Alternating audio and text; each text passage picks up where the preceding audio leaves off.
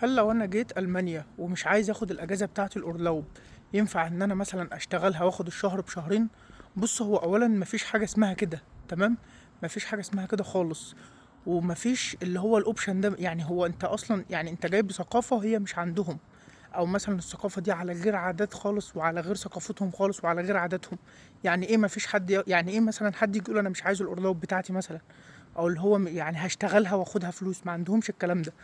ويعني في المعتاد عموما ومن التعامل مع الشعب الالماني اللي هيعمل كده اصلا، هم يعني مش عارف هم هيتعاملوا معاه على انهي اساس، او اللي هم هيقولوا له ايه، بس الموضوع هيكون غريب بالنسبه لهم.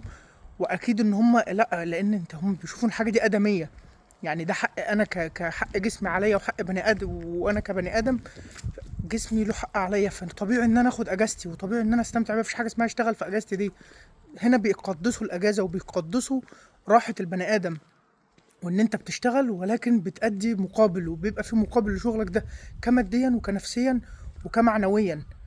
فاللي هم ما تقولش مثلا لا انا هشتغل الاجازه دي. انت لو جيت قلت لهم كده هم اصلا يعني عموما الشخص اللي هيقول كده الالمان هينزل من نظرهم وهيتعاملوا معاه على اساس ان انت مش بني ادم.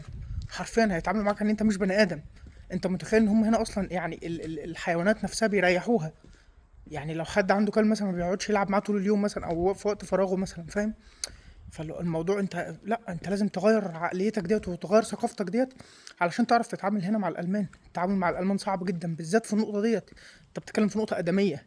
سيبك بقى من اللي انت جاي منه، او اللي هو مثلا انت جاي مثلا انت عايز تعمل فلوس او ايا يكن، انت مسافر عشان تعمل فلوس او ايا يكن، تمام. مسافر عشان تعمل فلوس او اللي هو انت تعيش او ايا يكن انت كان سبب سفرك ايه. بس لو كان سبب سفرك الرئيسي الفلوس، فهو انت مكانك مش اوروبا. ده اولا لان اوروبا شغل كتير وفلوس قليله، على عكس الخليج مثلا. بس عيشه ادميه وحياه ادميه، فانت ما تفكرش ان انت تقول كده اصلا لحد، وما تفكرش ان انت لو جيت المانيا يعني تطرح اصلا الاوبشن ده. ده نصيحه ليك يعني. بالتوفيق ان شاء الله، وربنا يكتب لك الخير. ولو وصلتوا لحد النقطه دي في الفيديو فشكرا جدا ان انت كملت الفيديو الاخر.